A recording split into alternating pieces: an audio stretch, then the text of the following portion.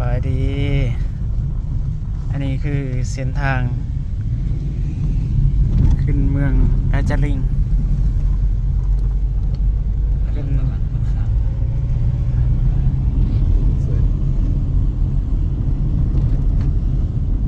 ขึ้นตามภูเขาเนี่ยเส้นทางเรียบภูเขาเนาะพูนเส้นทางเขาจะไปเมืองกาจาริงว่าอยู่บ้านเราอยู่สำเหนือว่ามีผู้มีอันนั้นโค้งร้ายเรายังบ่เท่าโค้งอยู่กาจาริงเลยเนี่ยนะ